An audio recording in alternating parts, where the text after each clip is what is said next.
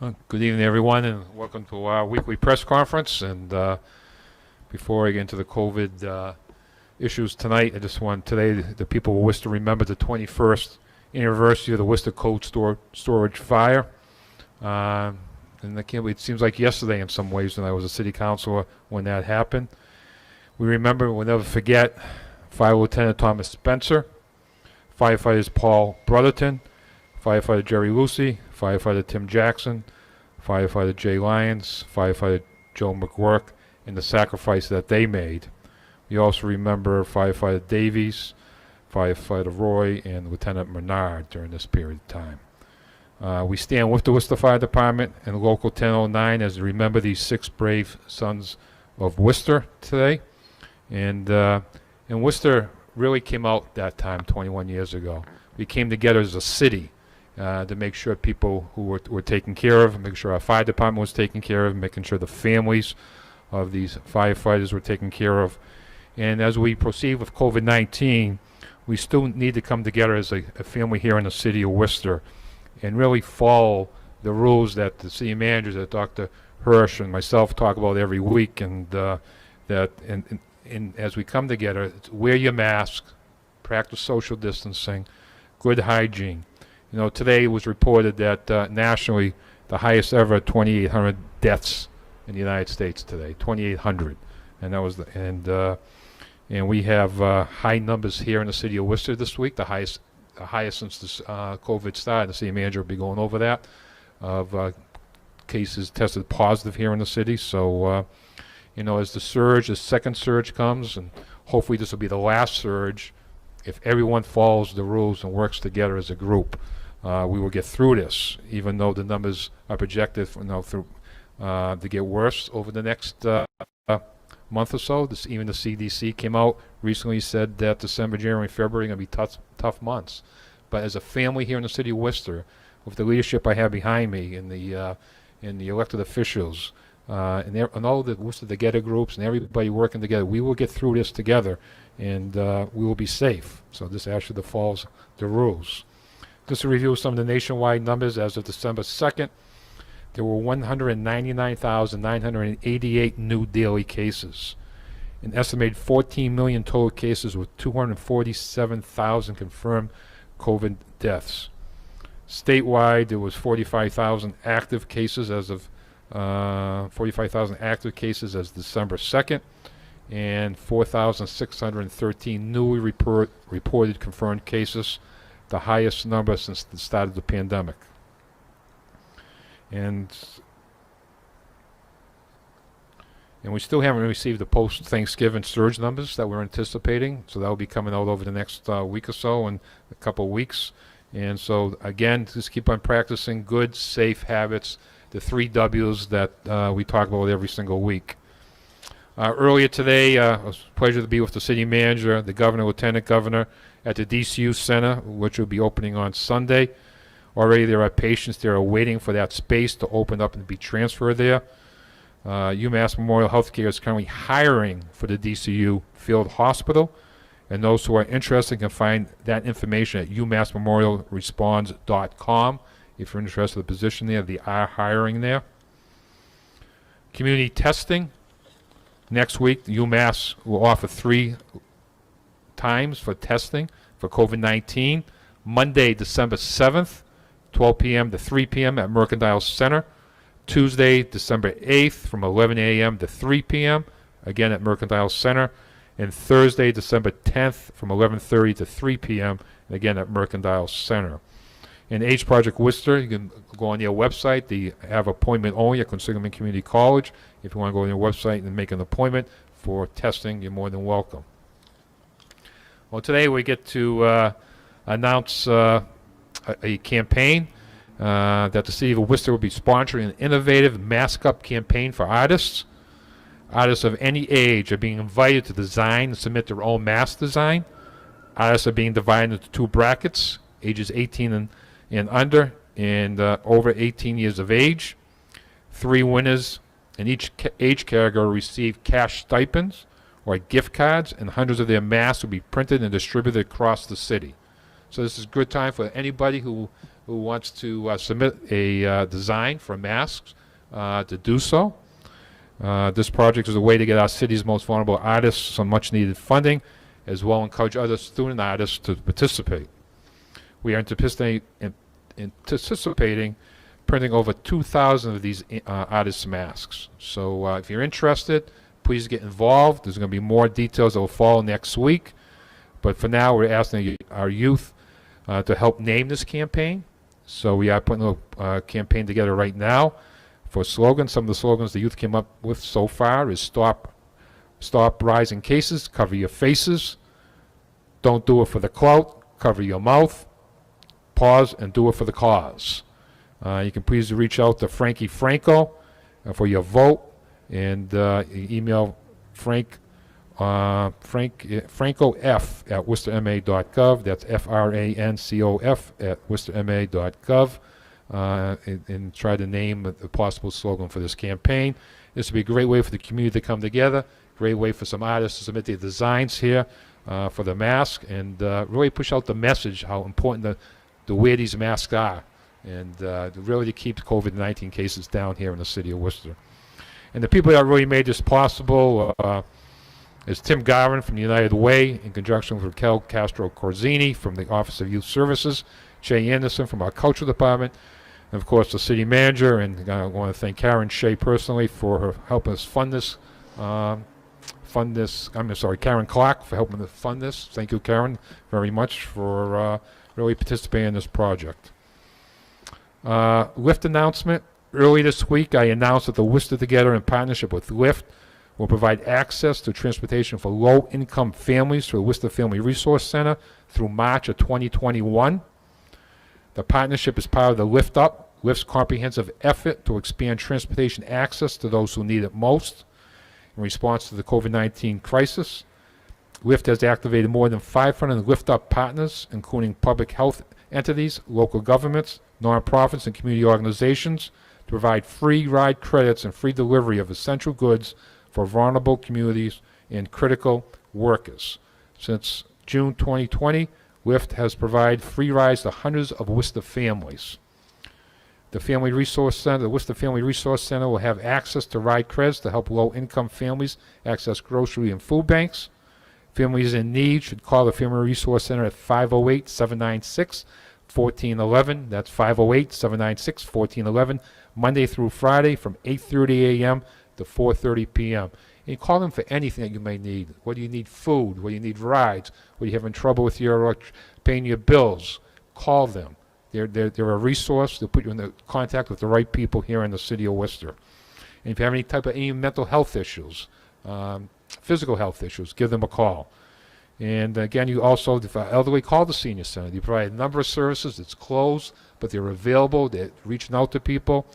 They made 338 wellness calls this week, and the meals delivered by Meals on Wheels, it was 1,091 this week. So they're working pretty hard to make sure everybody in this community, our most vulnerable people, are taken care of. With that, I'd like to turn it over to the city manager.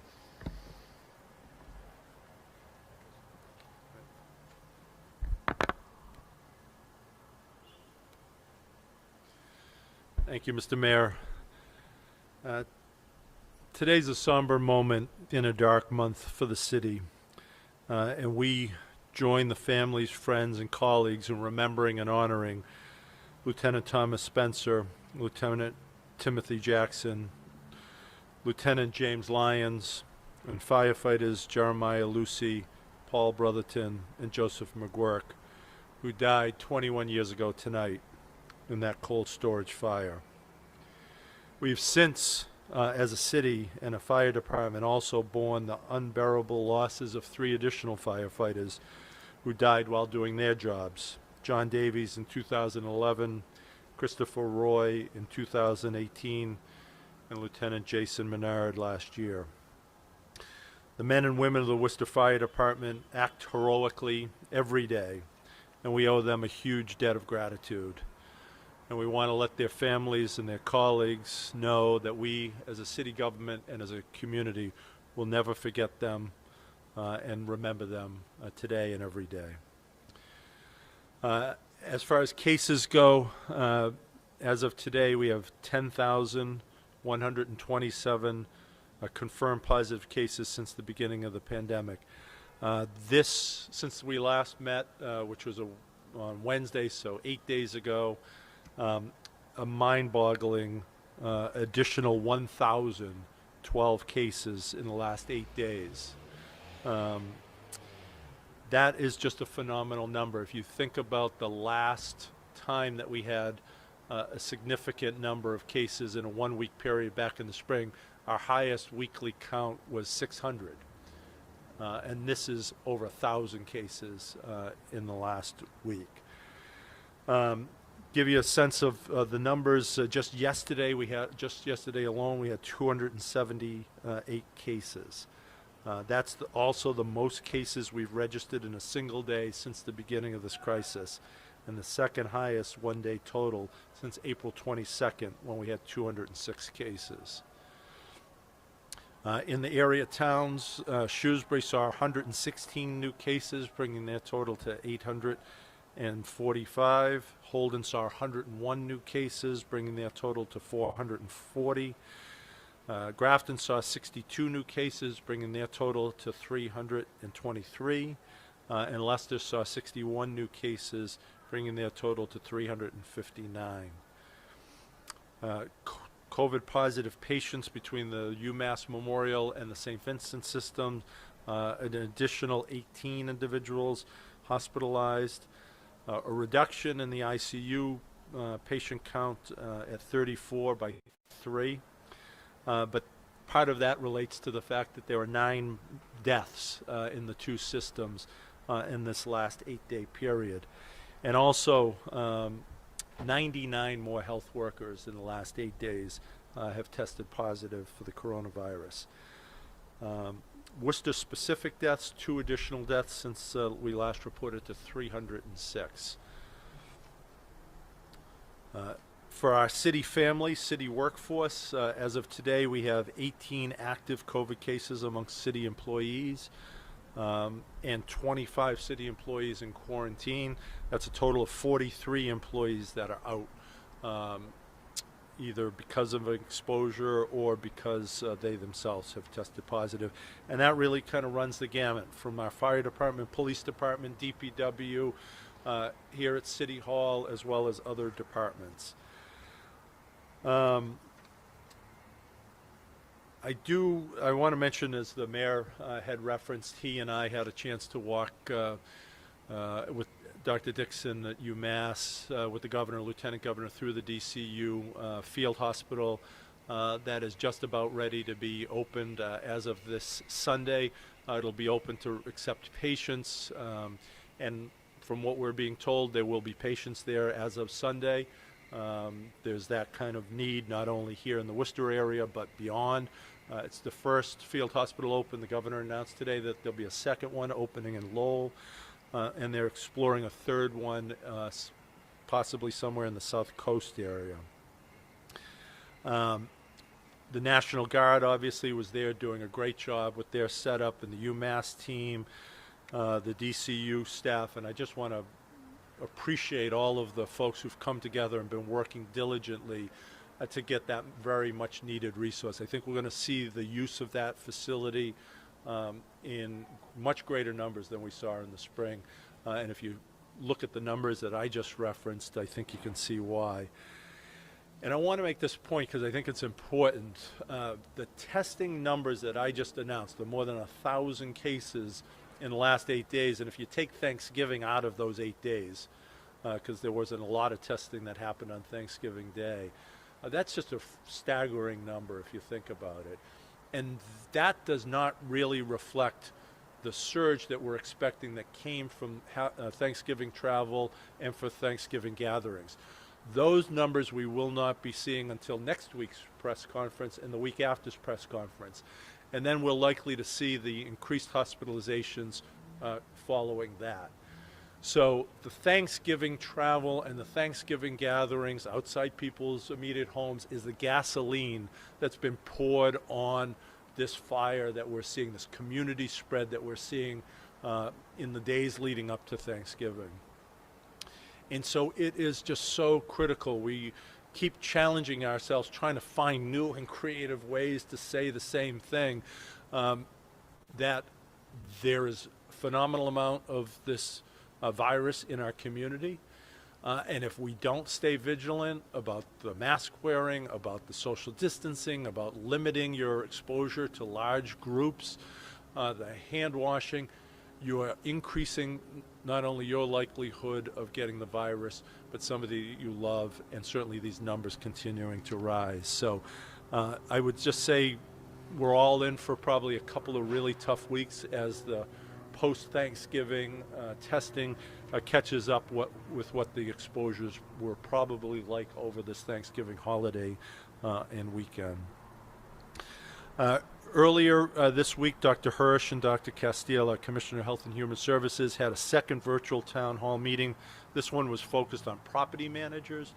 We have a lot of large buildings in the city. There are apartment buildings, there are condo associations that have management companies, and we've been getting a lot of calls from folks who are concerned that there were not the right protocols in the common areas in these buildings, people taking out their trash, walking their dogs, picking up their mail, not wearing their masks, whatever. So we brought those folks together. We had a very good turnout there and had a good opportunity to hopefully educate and remind people and provide guidance on what protocols are necessary in order to keep people in those large buildings safe. We had about 67 attendees on that one.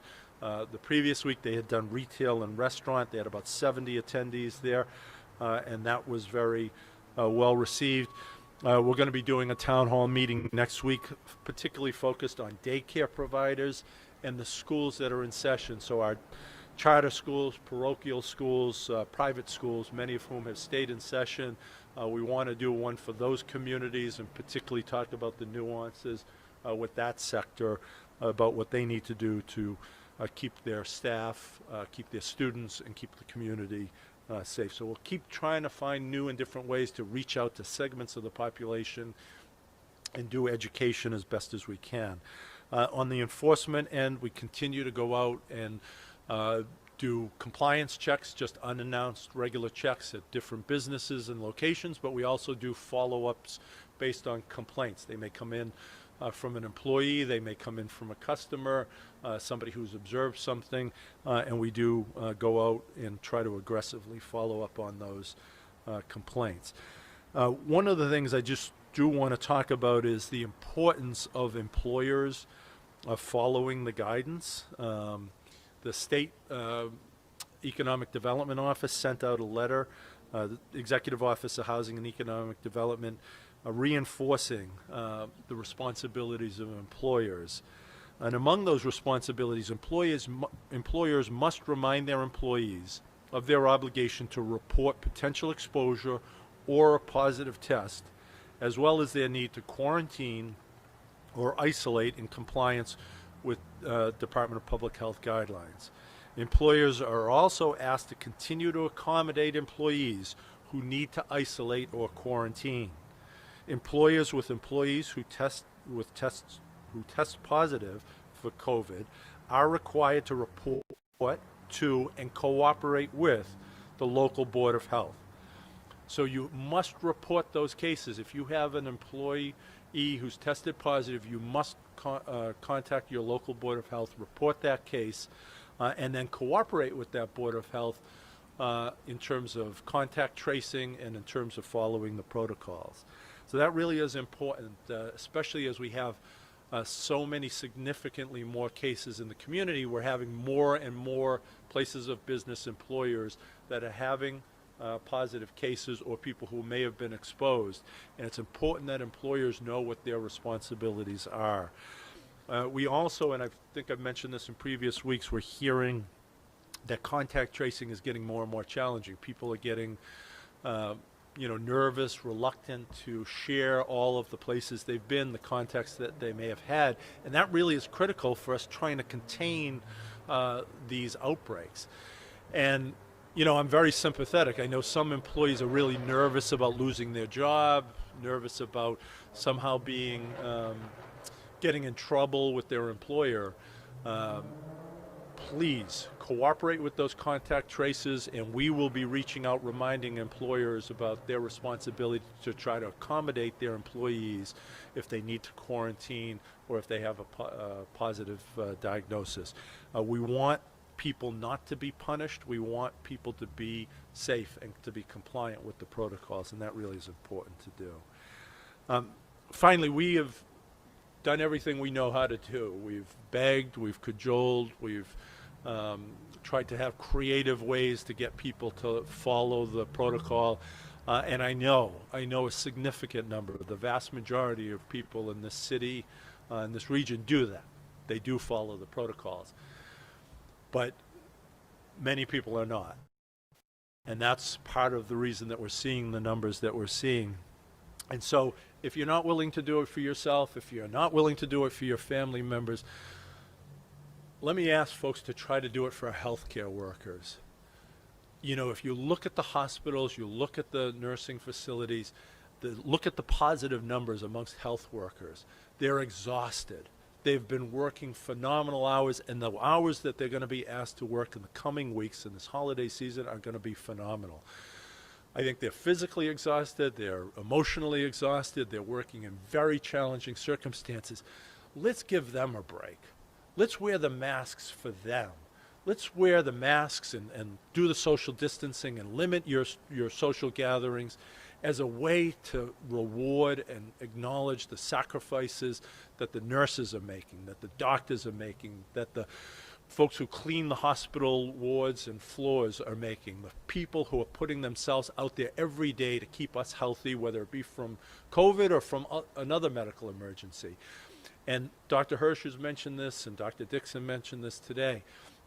The challenge this surge is not going to be PPE, it's not going to be ventilators, it's going to be health workers. That's going to be the thing that's really challenging us to be able to meet the healthcare needs of this community. And so let's do it for them, because they've been there for us every single step of the way. With that, let me turn it over to Dr. Hirsch.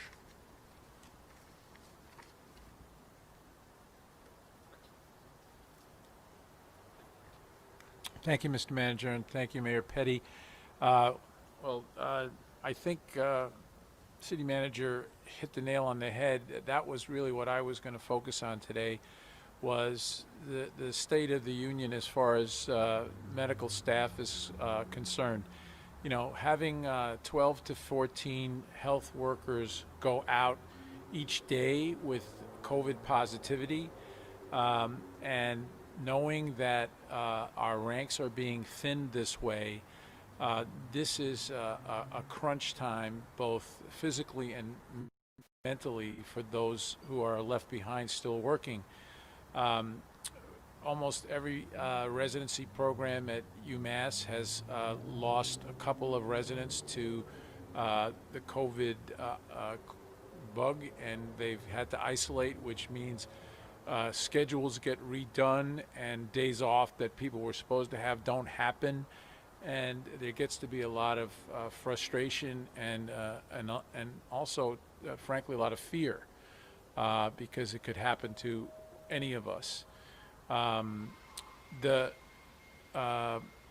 shortage that City Manager Augustus just alluded to about a healthy mental and physical medical force is a real problem, because back in the spring when we opened up the DCU, we had the same announcement about a website where you could apply for a job, and we took people from all over the country because people could come from all over the country. We at that time, the Northeast was established as the epicenter of the problem, along with Florida, but the Midwest and the Southwest and Northwest, California, were not that bad off, so it was easy to get reserves in here to help us with staffing of the DCU, to help us with traveling nurses that could come into the operating room or to come into the ICU. That's gone. 49 out of the 50 states are surging right now. The only one that's not is Hawaii. So we are really down that reserve. And so that's, I think, where I feel it's going to be critical for the city to come together and make the sacrifices that the city manager Augustus mentioned, following those 3 W's, getting their flu shot. And I think the next big medical hurdle is going to be figuring out how we can get the maximum amount of people vaccinated with the COVID-19 vaccines that will be coming out hopefully as soon as the end of December, and get the herd immunity that we need, which most people think is going to be about 70% of the country has to get the vaccine in order to get that immunity. Now, that being said, I did my check-in with the two community health centers, Family Health Center and the EMK Center, as well as St. V's and UMass yesterday. And the level of concern, the level of anxiety, very, very high. Many health workers going down to COVID, and the positivity rates at EMK is still above 30. It's about 31.5%. The positivity rate at Family Health Center went up to 17.5% from 16% last week. So that number is the number of people who were tested and the number of people who were positive, and we come up with a percentage there.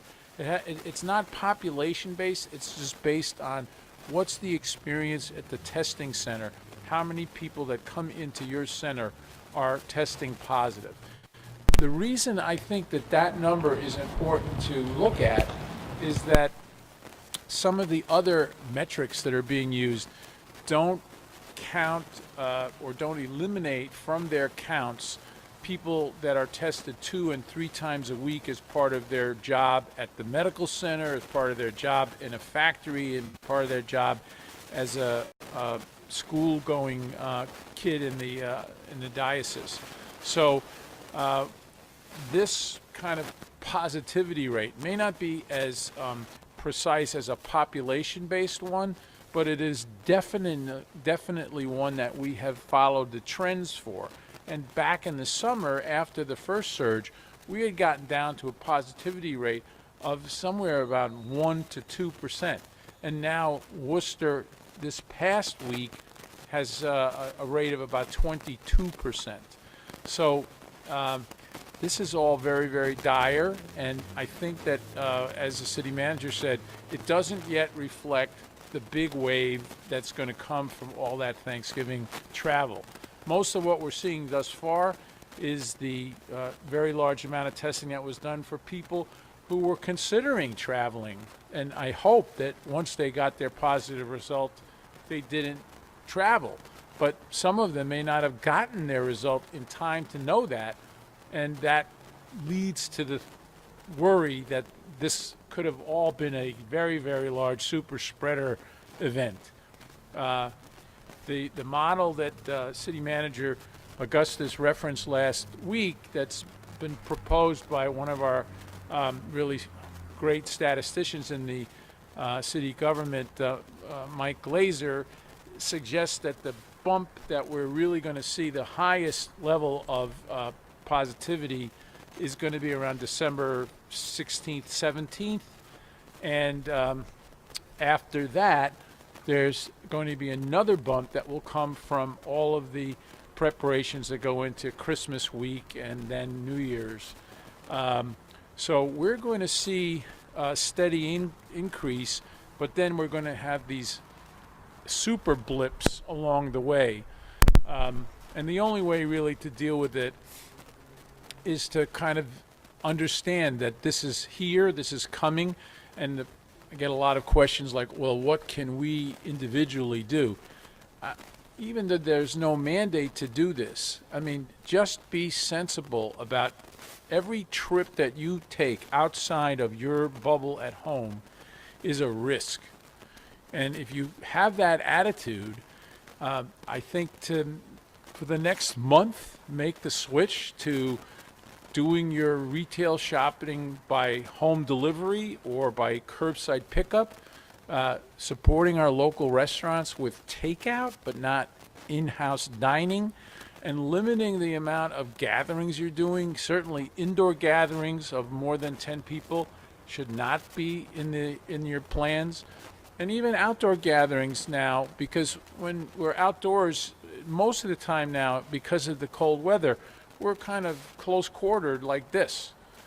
So I don't think that we're as safe as we would like to be or think that we are just by being outdoors. So I would definitely urge the people to use their judgment. We don't have a shelter-in-place order right now. We don't have a lockdown going on. But can you figure out a way that you could kind of lock yourself down voluntarily and limit the amount of exposure that you have as a family and maybe that you might be exposing others to if you happen to have a positive person in your family? I think that those are kind of the equations that we want you guys to work out in your head, because right now we need all the help we can get to do exactly what the city manager said, to spare the medical staff at our hospitals from getting overwhelmed and exhausted.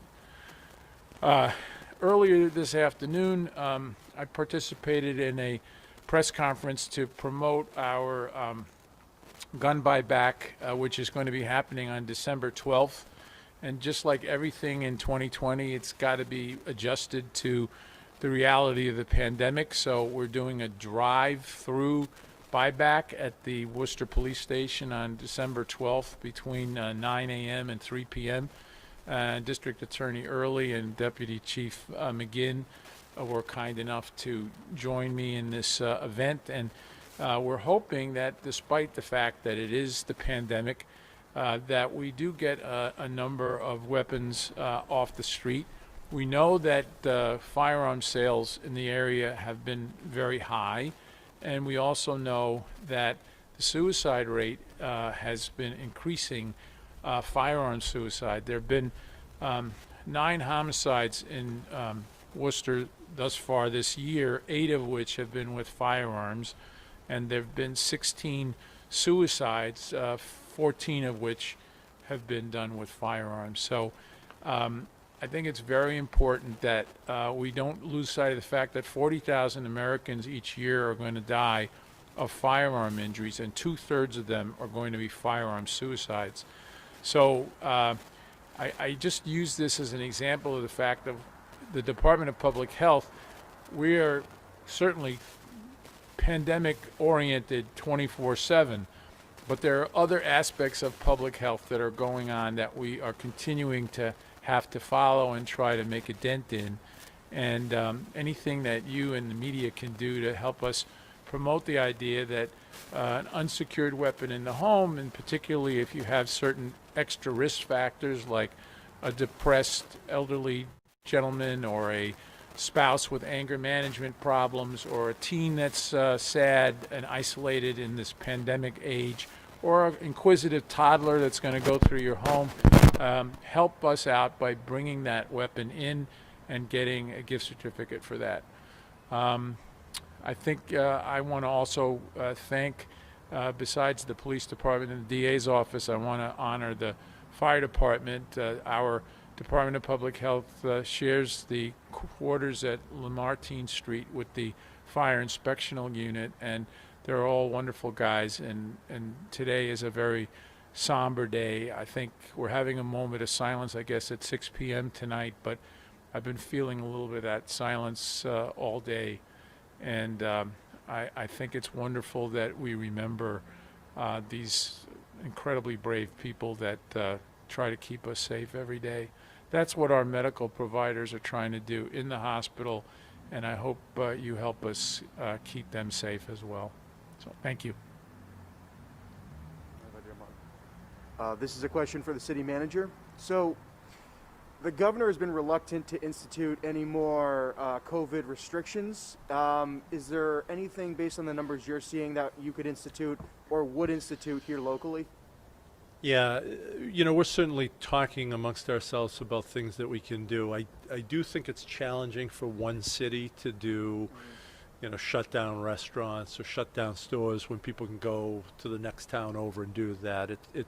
You don't necessarily get the benefit of that in that people are just going to travel to other places, and then you hurt your businesses. So it's a challenge for individual communities to do it. We are looking at our own city operations and whether we should be ratcheting things back and making some other adjustments to, appreciate where we are numbers wise. Ed, before you head back, in the past you've kind of given the clusters or where you're seeing cases with such a high jump. Are there any things, which areas kind of pop out? I have to say that this is like across the board. We're seeing stuff everywhere. We're seeing stuff in places of employment. We're seeing stuff in childcare centers. We're seeing stuff in, household clusters. The hospital numbers, there were 99 just of the health workers. So we're all over the place. It is widespread, and people are contracting this virus in literally every kind of setting in the city. Okay. For Dr. Hirsch. Oh.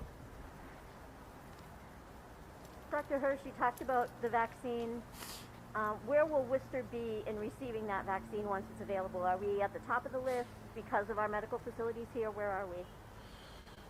Well, I don't know if we're at the top of the list, but it seems like we've been prioritized pretty highly because of our work with the governor and the DCU Center, and I think also because we have helped to develop at least the Pfizer version of the vaccine. I think we will get an aliquot of this sent in hopefully by the end of December.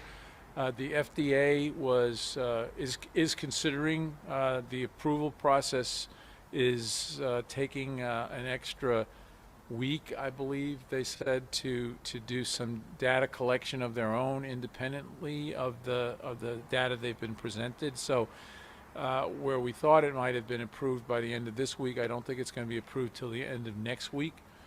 But then supposedly they're going to be 24 million doses released nationally for first responders, medical providers, and residents and essential workers in the long-term care facilities are going to be the first in line. We'll be working on how we're going to do that in Worcester, and also who's next in line. But we have some really great people thinking about this, so I think it's going to be a much smoother process. That being said, first dose doesn't get you the immunity. It's the second dose, which is about, in Pfizer's case, 3 weeks afterwards, and then you have to wait about 4 to 6 weeks after that to see the immunity. So this is going to be a longer process than people perhaps are thinking about. That's why I think the CDC today said that December, January, February are going to be really rough months because we're not going to get that immunity at least till March. For Ed, sorry. When You can have it if it's tough, sure. Dr. Hirsch obviously kind of recommended maybe, a self-lockdown. We always talk about masks, social distancing, washing hands. Would you kind of also advise, if you can work from home, work from home. If you can do takeout rather than in-house. What other recommendations specifically on leaving your house would you give people? Yeah, I think that's a very good set of recommendations. I think it's common sense given the numbers that we're seeing. People should not be out and about if they don't have to. I understand some people have to go to work, but all of the kind of suggestions that Dr. Hirsch made in terms of takeout, delivery, doing online, curbside, if you can work remotely, do that. So anything that you could do online or remotely, or do, with a quick interaction, as opposed to spending a lot of time sitting around having dinner, talking with family and friends after, I think is a wise suggestion right now. And just one last question. Sorry, Dr. Hirsch, I probably should have asked that the last. You talk about, the herd immunity. What happens, if we're, say, in October and only 50% of the city or the country has the vaccine? That's obviously not enough. Is it safe for those people to go? What's the steps if only 50% of the people are vaccinated? Well, some of the herd immunity might be from the vaccine would be augmented by some of the people that actually have caught the disease and recovered. We would not recommend that way of getting herd immunity, but at least I think if we got up to 50%, we would be seeing a significant reduction in the number of cases that would be testing positive. But obviously, 65 would be my goal, and I think we have a lot of really great ideas about how we can pursue this. City manager has been presented with a couple of options from some grantors, and we're working with them to see how we can really roll this out. But I will tell you that we are going to be so leaning on you as a media group to help us, because there's so much misinformation, distrust. I think we've got to restore the confidence of the people that that the government is not like trying to sell them a bill of goods on these vaccines.